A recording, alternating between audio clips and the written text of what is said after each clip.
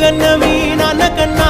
అల్లారు ముద్దుగా సాదుకుంటా నీకు కోపం వస్తే కొంత దూరం ఉంటా నువ్వు గీత గీస్తే నేను దాటనంటా కంట నీరు కంటి రెప్ప దాటకుండా కాటుకై కావలుంటా